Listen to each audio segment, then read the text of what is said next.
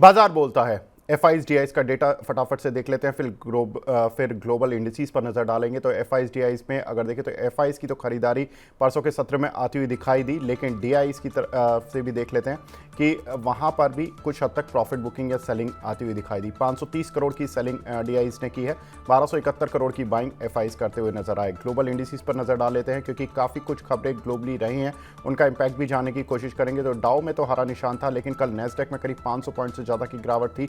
क्यों थी और इतना बड़ा शिफ्ट क्यों हुआ कि डाउ ग्रीन में और नेस्डेक डीप रेड में, उसकी बात करेंगे। शंघाई में आज मामूली गिरावट, हैंसेंग करीब फ्लैट है पॉजिटिव साइड पर। निकाई कोस्पी यहाँ पर थोड़ी सी प्रॉफिट बुकिंग आती हुई दिखाई दे रही है, कहीं ना कहीं 1 से 2% की गिरावट देखने के लिए मिली है। गेनर्स लूजर्स पर नजर डाल लेते हैं, कौन से आज के टॉप गेनर्स हैं। तो आज कौन से शेयर हैं जो कि कंट्रीब्यूट कर रहे हैं। जस्ट डायल आफ्टर रिजल्ट 16% ऊपर, काउंटर के शानदार नतीजे देखने के लिए मिले। बात करेंगे विस्तार से। टोरेंट पावर यहाँ पर 7% की तेजी, ट्रांसपोर्ट कॉप यहाँ पर करीब 6% की तेजी, इसाब इंडिया यहाँ पर 6%, आईडीबीआई बैंक यहाँ पर करीब 6% की तेजी देखने के लिए मिल रही है। लूजर्स पर नजर डाल लेते हैं, आज कौन से काउंटर हैं जो कि दबाव में हैं या प्रेशर झेल रहे हैं। एल्कॉन इंजीनियरिंग यहाँ पर करीब 8% की गिरावट देखने के लिए मिल रही है। Zee entertainment 6%, map my India 6%, CG power, Jubilant Ingrevia ये काउंटर हैं कुछ जहाँ पर कि कुछ हद तक प्रॉफिट बुकिंग आती हुई दिखाई दे रहे हैं। विनीत सर, ग्लोबल काफ़ी खबरें हैं, उनको एक बार मैं बात करना चाहूँगा आपसे। सर, कल हमने देखा कि नेस्डेक में मोर देन 500 पॉइंट्स की गिरावट थी और बात हो रही थी कि अमेरिका के चीन में जो चिप जाती हैं उसकी बिक्री पर कड़े रवैया आया है, जिसकी वजह से टेक्निकल शेयर्स में वहाँ पर खासतौर से जो chip making company like Nvidia और जो दूसरी सेमीकंडक्टर चिप से जुड़ी कंपनियां, उनमें तेज गिरावट देखने के लिए मिली। उसका एक रब ऑफ इम्पैक्ट आज इंडियन ऑटो काउंटर्स पर भी देखने के लिए मिल रहा है, डिफेंस काउंटर पर भी देखने के लिए मिल रहा है और कैपिटल गुड्स पर भी देखने के लिए मिल रहा है। सर, कैसे इस खबर को रीड करना चाहिए, घबराना चाहिए या नहीं? देखिए, दो चीजें आपको समझनी चाहिए कि अमेरिकन मार्केट जिस तरह से जा रहा है ना, उनकी इकोनॉमी, वो एक कोई पॉइंट ऑफ नो रिटर्न पहुंच गए हैं। और जिस तरह से वर्ल्ड में डी डॉलराइजेशन हो रहा है, उस पे ना काफी दबाव आएगा डॉलर के ऊपर। तो डॉलर इनफ्लो नहीं आएगी तो आपका इन्फ्लेशन बढ़ेगा। अगर आप उसको अवॉइड करने के लिए आप पैसा प्रिंट करते हो तो भी आपका हाइपर इन्फ्लेशन आएगा। तो हमें लगता है कि ये सारी चीजें ध्यान में रखते हुए आपको इतना निश्चित करना चाहिए कि ये ग्लोबल थोड़ा सा सेलिंग प्रेशर, इंडिया में रिच वैल्यूएशंस, और इंडिया इसमें से बचेगा नहीं। तो थोड़ा बहुत जैसे जहां पे चिप्स के ऊपर प्रेशर आता है, जहां पे चिप्स की डिमांड आती है, हमने लास्ट ईयर देखा था, रशिया की वॉर हुई थी, तभी काफी चिप्स का डिक्लाइन था प्रोडक्शन में, और वो हमको शॉर्ट टर्म में इम्पैक्ट कर चुका था। इसलिए हमें लगता है कि इसमें शॉर्ट टर्म में अच्छा खासा इम्पैक्ट हो सकता है। बिल्कुल, तो शॉर्ट टर्म में इम्पैक्ट हो सकता है और इस समय पॉलिटिकल गर्मी भी बढ़ी हुई है अमेरिका में और उसके चलते चाइना सबसे पहले ज़्यादा सुर्खियों में आता है।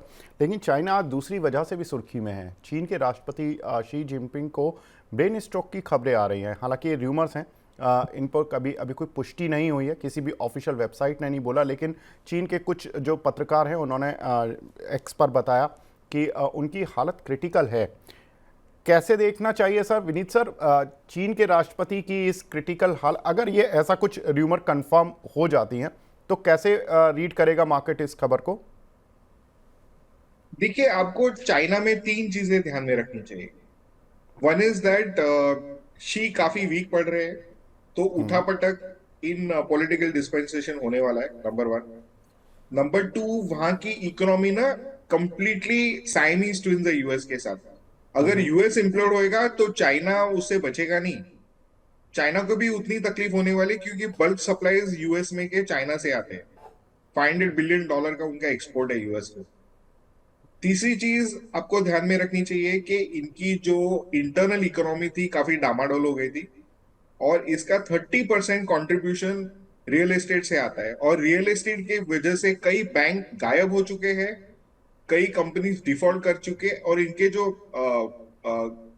गवर्नमेंट लेंडर्स है उनकी हालत बहुत खराब है। तो वहां पे ना सिविल वॉर होने के भी चांसेस है कि लोगों को एम्प्लॉयमेंट नहीं है। जी। लगभग 50% of the youth population unemployed है, और आज की डेट में 35 years has become a superannuation age. तो 35 इयर्स के ऊपर जो पीएचडीज रहते हैं चाइना के, वो सब स्विगी जोमेटो वाली कंपनी में डिलीवरी कर रहे हैं, फूड डिलीवरी। तो वहां की सिचुएशन बहुत ही बदतर है।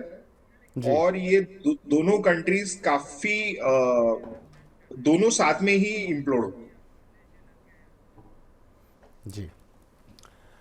इसी बीच हमारे साथ एक कॉलर भी जुड़ी हैं, अमिया जी वेस्ट बंगाल से। अमिया जी हाय, गुड मॉर्निंग, पूछिए अपना सवाल।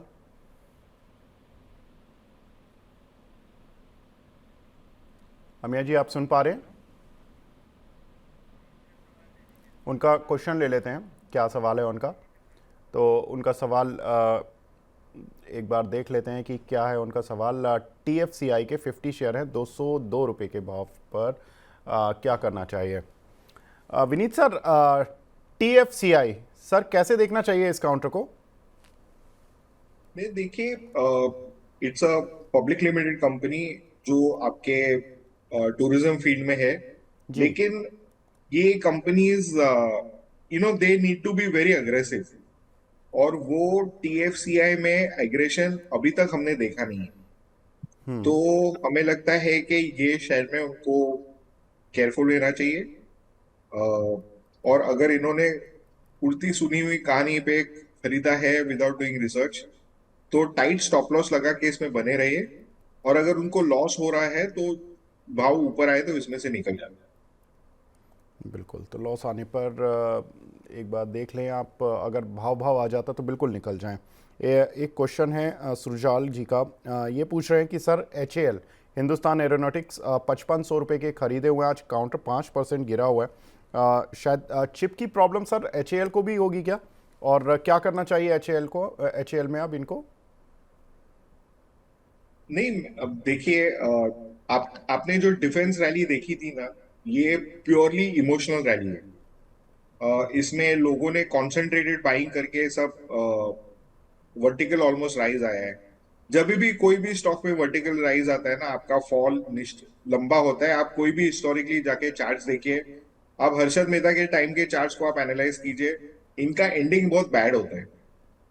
हालांकि हाल में काफी अच्छी और बुलिश न्यूज आ रही है। इनके ऑर्डर बुक भी काफी अच्छी है, और they central to are come this thing, are defence. और इंडिया काफी इंडिजिनाइज कर रही है, उनके ऑर्डर फ्लो भी काफी अच्छे होंगे। पर मुझे लगता है 5500 के रेट में लेना थोड़ा विदाउट रिस्क नहीं था। और अगर ये नीचे स्टॉक है तो आप एवरेज नहीं करें ये लेवल्स पे, आप रीजनेबल लेवल्स पे एवरेज कीजिए। मुझे लगता है अगर ये स्टॉक आपको 4500 के आसपास मिलता है तो वहां पे एवरेज करना चाहिए, उसके पहले इसको एवरेज नहीं करना चाहिए। अगर आपने रखे हैं, आप होल्ड करके रखिए, क्योंकि इवेंचुअली ये सब कैचअप होगा इसके साथ, और फिर बाद में आपके शेयर आएंगे तो आप अभी लॉन्ग टर्म इन्वेस्टर हो जाओगे इस शेयर। जी। नैन्सी जी का सवाल है सर L&T फाइनेंस पर, पूछ रहे हैं कि रिजल्ट्स अच्छे आए लेकिन उसके बाद भी काउंटर पर मूव नहीं मिला, क्या करें सर? कौन सा स्टॉक है? L&T finance sir. नहीं, एलएनटी फाइनेंस में बने रहे, इसके नतीजे काफी अच्छे हैं। परफॉर्मेंस ऑलरेडी हो चुके, तो माइनर करेक्शन आ सकता है। अगर बाजार गिरेगी तो उसके साथ थोड़ा बहुत एलएनटी फाइनेंस भी थोड़ा खराब हो जाएगा। बट आप देखोगे ये मार्केट से कम गिरेगा, और जब भी मार्केट वापस चालू होगी चलने ऊपर, तो जी वो ज्यादा बेटर परफॉर्म करेंगे। जी। एक मिस्टर दीपक नागर भी हैं हमारे साथ, कॉलर हैं अलवर से। Deepak ji hi, good morning sir, पूछिए अपना सवाल। Good morning sir. जी सर। मैं ये कह रहा था, मेरे पास SW सोलर के 200 शेयर है 720 की रेट पे। ओके, चलिए पूछ तो लेते हैं सर, अभी कितना टाइम दे सकते हैं इसको? नहीं, अगर इंक्रीज होता है तो 2-3 मंथ का टाइम दे सकते हैं, लेकिन अगर इंक्रीज ना हो तो मैंने कहा एग्जिट कर सकते हैं क्या? जी पूछ लेते हैं। Vineet sir, SW solar sir 720 रुपये का इन्होंने लिया हुआ है, 704 रुपये चल रहा है, 200 शेयर हैं, बने रहें, 3 महीने का ही व्यू है लेकिन इनका। सर 3 महीने का व्यू है तो हम नहीं बता सकते कि क्या होगा स्टॉक में, ये भी यहां से बढ़ेगा कि नहीं। लेकिन क्योंकि ये काफी अनिवार्य है कि इसको रिलायंस कितनी बड़ी ऑर्डर देती है। डेफिनेटली जब रिलायंस अपना ग्रीन एनर्जी में उनको करना ही है एक्सपेंशन, उनके बड़े बड़े प्लान्स हैं, तो एक्सपेंशन चाहिए तो आपको रिन्यूएबल एनर्जी लगेगी। और ये इनकी हाउस कंपनी है, तो इसको ही ऑर्डर जाएंगे एग्जीक्यूशन के लिए। तो जी। इसमें आप बने रह सकते हैं। और ये स्टॉक थोड़ा महंगा है अभी, लेकिन इसमें आप बने रहेंगे लॉन्ग टर्म के लिए तो अच्छा है। अगर आपका नजरिया शॉर्ट टर्म है और आपको ज्यादा लॉस नहीं हो रहा है, तो आप एक प्री डिटरमाइंड स्टॉप लॉस लगाइए, और वहां से आप उससे क्या होगा, आपका ऑटोमेटिकली स्टॉप प्रोटेक्शन हो जाएगा। जी। विनीत सर, एक इम्पॉर्टेंट खबर और भी आई है कि भारत के जो ट्रेड मिनिस्टर हैं मिस्टर पीयूष गोयल, उन्होंने G7 की मीटिंग में साइडलाइन में जाकर यूरोप और ब्रिटेन के जो ट्रेड मिनिस्टर्स थे उनके साथ बातचीत की फ्री ट्रेड एग्रीमेंट्स को लेकर। सर, ये काफ़ी सालों से अटका हुआ है। अगर अब इसमें कुछ भी पॉजिटिव साइन मिलते हैं तो किन पर्टिकुलर शेयर्स पर नज़र रखनी चाहिए? देखिए, पहली चीज तो ये है कि एफटीए होगा कि नहीं, वही मेन इंपॉर्टेंट है। और इसमें एफटीए उन कंट्रीज की वजह से रुका नहीं है, वो एफटीए इंडिया ने रोक के रखा है। और ये इसके लिए रोक के रखा है क्योंकि ये लोग पॉलिटिकल इंटरफेरेंस करते हैं अपने कंट्री में। तो जब तक प्रोएक्टिव एक्शन नहीं होगा G7 कंट्री, यूरोप खासकर जर्मनी और ब्रिटेन से, तब तक इंडिया साइन नहीं करेगा। मेरे हिसाब से ब्रिटेन के साथ हो सकता है, पर ईयू का काफी डिफर हो जाएगा। ओके। तो अभी बात ये नहीं है कि कौन से शेयर लेने चाहिए, पहले तो बात है कि होगी कि नहीं होगी। और जी। ये जो साइडलाइंस पे जो पीयूष गोयल की बात हुई रहेगी, वो तो औपचारिक तरीके से हुई रहेगी, क्योंकि देखिए हम अक्टूबर में ही साइन करने वाले थे, लेकिन हुआ नहीं। और जब भी न्यूज आती थी, जब भी न्यूज आती थी कि होने वाला है, तभी वहां से कुछ ऐसे प्रक्रिया आती थी जिससे इंडिया को डिफर करना पड़ता था। तो हमें लगता है कि ये दोनों चीजें होने की संभावना थोड़ी सी अभी रिमोट है। जब तक ये लोग इंडिया को इक्वल फुटिंग पे नहीं देखेंगे, तब तक इंडिया साइन नहीं करेगी। और इनको टेररिज्म और इंटरफेरेंस के ऊपर एक्शन लेना अनिवार्य है। जब तक ये लोग वॉक द टॉक नहीं करेंगे, तब तक जी। इंडिया साइन नहीं करेगी। कुछ खबरें ये भी हैं कि आईएमएफ ने भारत की जीडीपी ग्रोथ अनुमान 6.8% से बढ़ाकर 7% कर दी हैं, तो ये अच्छी बात है। कुछ डोमेस्टिक न्यूज़ की तरफ चलते हैं। डोमेस्टिक न्यूज़ में अगर देखें तो क्रिस वुड, जो कि जेफरीज के स्ट्रैटेजिस्ट हैं, उन्होंने बताया कि भारत का बाज़ार बुल रन में ही बना रहेगा और जिस तरह से कैपेक्स किया है इंडियन गवर्नमेंट ने, उसके फ्रूट्स अब मिलने शुरू हो गए इंडियन इकोनॉमी को। और ये एक तरह का वो वाला बुल रन होगा जो कि 2002 से लेकर 2008 तक का था। लेकिन अगर हम देखें तो विनीत सर ने शुरुआत में बोला कि थोड़ा सा पॉलिटिकली जिस तरह की चीज़ें हो रही हैं उससे हो सकता है कि एक करेक्शन आए। विनीत सर, लेकिन लॉन्ग टर्म तो सर इंटैक्ट है ना? अगर ये पॉलिटिकली बजट का जो भी इम्पैक्ट होगा, अगर बजट मान लीजिए कि पॉपुलिस्ट साइड पर कम रहता है, तो मार्केट इसको अच्छे तरीके से भी लेगा क्या? देखिए, ये क्या होता है ना, ये थोड़ा कहना मुश्किल है। क्योंकि अगर आप देखोगे ना, इसको हम थोड़ा सा तोड़ के देखते हैं। थोड़ा सा लंबा जवाब देता हूं आपको। आप देखिए आज की डेट में क्या परिस्थिति है कर्नाटक की, क्या परिस्थिति हिमाचल की, क्या परिस्थिति दिल्ली की है, और क्या परिस्थिति है पंजाब की। ये सब स्टेट्स बिल्कुल खाली हो चुके हैं, इनकी ट्रेजरीज पूरी खाली हो चुकी है। और इनको आज की डेट में पैसा देने यूज कर, तो ये लोग रिवर्स वर्किंग कर रहे हैं, है ना। ये लोग क्या कर रहे हैं कि ये लोग अभी रिवर्स कर रहे हैं या अपने टैक्सेस बढ़ा रहे हैं। और जी। अगर आप कर्नाटक में देखेंगे तो वहां पे अपीसमेंट प्लस फ्रीबीज की वजह से वो लगभग इंडस्ट्री स्टैंड स्टिल पे आई थी। And Bangalore is the international capital of India in terms right. Of tech and business.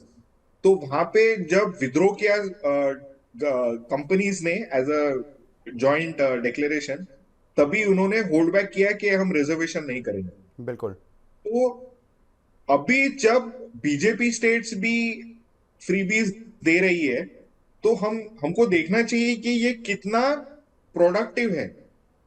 तो आप देखोगे बीजेपी के स्टेट्स ने जो अनाउंस किया है फ्रीबीज, वो लगभग थोड़ा बहुत स्किल डेवलपमेंट के साथ इंटरट्वाइंड है। तो जब तक आप प्रो डेवलपमेंट अपीजमेंट पॉलिटिक्स करोगे या फ्रीबीज बांटोगे तो उसका हमें रिवॉर्ड आ सकता है। लेकिन अगर आप उसको ब्लैंक चेक की तरह आप इस्तेमाल करोगे तो आपका फ्यूचर अनिश्चित है। तो जी जब तक एक रिस्पॉन्सिबल गवर्नमेंट फ्रीबीज को और फिस्कल टारगेट स्टेट की जो फिस्कल प्रोफ्लिगेसी को नहीं अपनाए राइट। तो फिर आपका आप कह सकते हो कि सब ठीक चलेगा। तो अभी देखिए ये इनिशियल क्रैक्स है, उसको हमें आगे देखना चाहिए कि कैसा करेंगे। तो ये डेवलपिंग स्टोरी है, इसको राइट। आप इमीडिएटली नहीं कह सकते। जी बिल्कुल।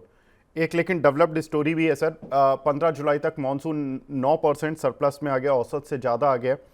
सर फर्टिलाइज़र शेयर्स या शुगर शेयर या irrigation share like Jain irrigation और चीनी में बलरामपुर, धामपुर, रेणुका, जितने भी चीनी शेयर हैं, और फर्टिलाइज़र में like national fertilizer, Madras fertilizer, इन सभी पर क्या करना चाहिए सर? एक एक पाइप्स की जो स्टोरी है ना, वाटर पाइप्स, इरिगेशन पाइप्स, ये काफी बेहतरीन परफॉर्म करेंगे। ओके। क्योंकि गवर्नमेंट, क्योंकि आप देखो जो भी गवर्नमेंट है ना उसका फोकस है पानी प्रोवाइड करना रूरल विलेजेस।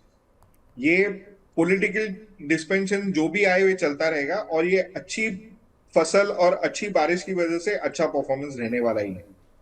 तो यहाँ पर पाइप कंपनीज पर सर के हिसाब से चलना चाहिए इन पूरे ही सेक्टर में, और जहाँ पर भी जो भी मॉनसून का पॉजिटिव में इम्पैक्ट होगा वो पाइप कंपनीज पर ज़्यादा पड़ेगा। सर पेंट में एशियन पेंट ने फिर कहा कि हम दाम बढ़ा रहे हैं, और इस क्वार्टर में भी दाम बढ़ाने पड़ेंगे। हाल फिलहाल में ही उन्होंने दाम बढ़ाए थे, रिजल्ट्स भी ठीक ठाक आए, लेकिन प्रॉफिट बुकिंग आज काउंट पर आती हुई दिखाई दी है। कैसे देख रहे हैं सर पेंट कंपनीज को, Asian paint, Berger paint, Shalimar paint, Grasim? देखिए ये मार्केट में दो दिग्गज प्लेयर आए हैं, जेएसडब्ल्यू और ग्रासिम। राइट। तो जब तक प्लेयर्स की मार्केट शेयर स्टेडी नहीं होती रहेंगी, ये कंपनीज पेनिट्रेशन प्राइसिंग करते रहेंगे। हालांकि एशियन पेंट्स प्राइसिंग बढ़ा रहा है, मुझे लगता है कि ये थोड़ा काउंटर इंटरट्यूटिव होता है, क्योंकि जो नए प्लेयर्स है वो तो डिस्काउंट ऑफर कर रहे हैं, और राइट। अगर आप प्राइस बढ़ा रहे हो क्या मार्केट शेयर स्टेबलाइज हो रहे हैं, ये राइट। थोड़ा बहुत हमें स्ट्रीट से पता करना पड़ेगा। जी। अगर एशियन पेंट्स प्राइसिंग बढ़ा रहा है तो इनके मार्जिन इरोजन और होने की संभावना है, राइट। या मार्जिन प्रोटेक्ट करने के लिए इन्होंने अगर किया है तो इनके मार्केट शेयर लॉसेस हो सकते हैं, ग्रोथ स्लो डाउन हो सकता है।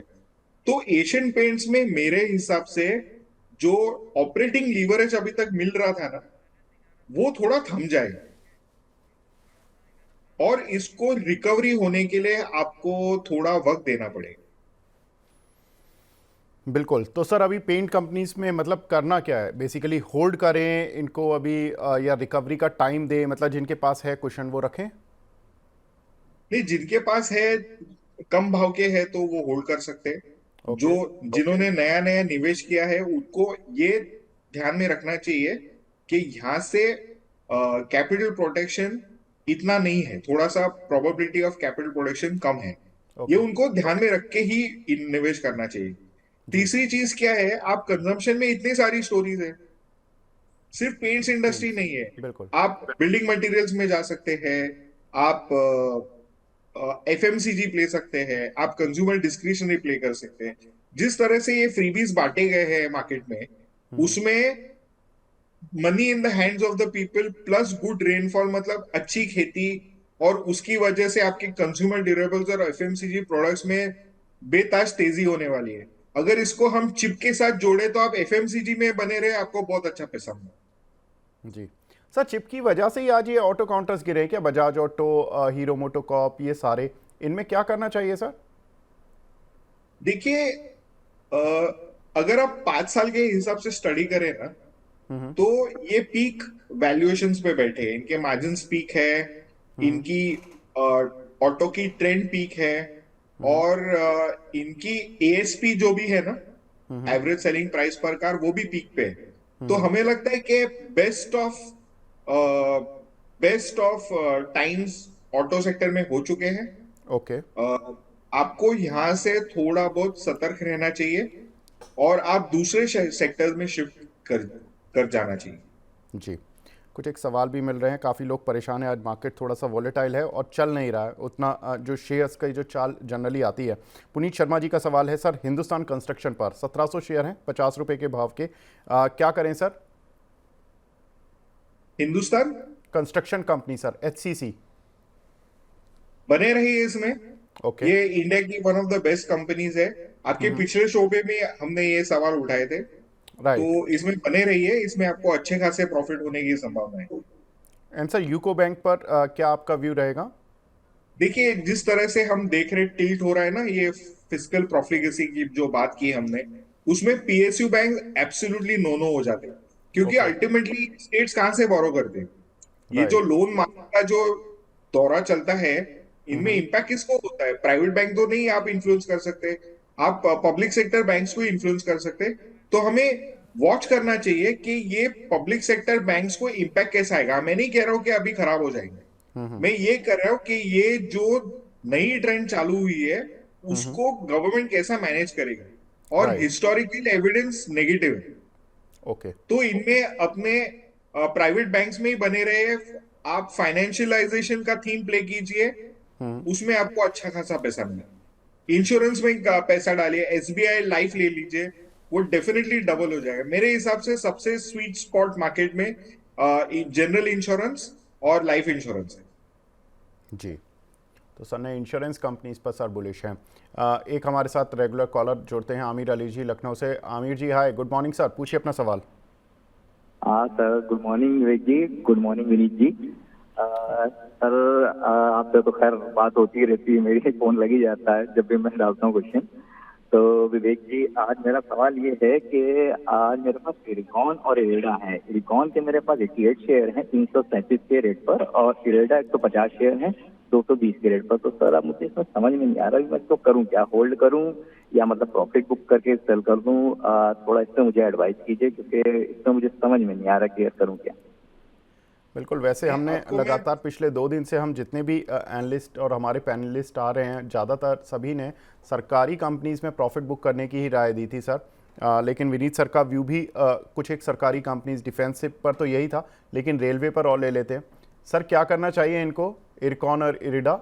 ये तो रिन्यूएबल एनर्जी की मेरा कंपनी ओपिनियन है। है कि रेलवेज और आइरिडा तो बहुत ही एक्सपेंसिव स्टॉक है मेरे हिसाब से। ओके तो आपको इसको तुरंत बेचना चाहिए। ओके जहां तक इरकॉन की बात है, हमें लगता है कि इसमें आप टाइट, अगर आप प्रॉफिट में हैं तो इसमें टाइट स्टॉप लॉस लगा के आप आगे चले, ताकि आपके प्रॉफिट्स निश्चिंत रहे। जितना बढ़ेगा स्टॉक आपको फायदा होता रहेगा, आप अपना स्टॉप लॉस ऊपर करते रहिए। लेकिन एक चीज मैं बताना चाहता हूं कि वैल्यूएशंस बहुत रिच है दोनों स्टॉक्स में। बिल्कुल, तो ये सभी दर्शकों के लिए है। अब बढ़ते हैं अपनी नेक्स्ट सीरीज पर, यानी कि नतीजों पर फोकस पर। Sir I have to go. बिल्कुल सर, तो जाने से पहले सर आप अपनी कॉल प्लीज़ हमारे दर्शकों के साथ शेयर कर दीजिए, फिर हम नतीजों पर फोकस कर लेंगे। तो मेरी 2 कॉल्स है। एनटीपीसी, हमें लगता है इसमें 33% अपसाइड है। ये आएगी आपके इम्पेंडिंग आईपीओ से, जहां पे 60 गीगावाट्स का सोलर में निवेश करने वाला है कंपनी। और दूसरी शेयर जो हमने आपके साथ शेयर की थी, वो हमें लगता है कि यहाँ से आपको 30 to 40% अपसाइड दे सकती है, दैट इज सेंको गोल्ड। एक सबसे सस्ता ज्वेलरी काउंटर है, और ये ईस्टर्न बेस्ड कंपनी है, और ये काफी अच्छी तरह से परफॉर्म कर रहा है। तो हमें लगता है कि इसमें आपको 40 to 50% अपसाइड आ सकती है। जी, तो यहाँ पर विनीत सर ने 2 कॉल्स बताई हैं, सेंको गोल्ड और एनटीपीसी, बाजार की 2 दिग्गज कंपनी, एक दिग्गज कंपनी पावर सेक्टर से, और सेंको गोल्ड सर ने बताया कि ज्वेलरी स्टॉक्स में एक अट्रैक्टिव बेट जहाँ पर कि आप बेट लगा सकते हैं। विनीत सर, आप हमारे साथ जुड़े सर, बहुत बहुत शुक्रिया हमसे जुड़ने के लिए और अपना प्रीशियस टाइम देने के लिए। Thank you very much sir.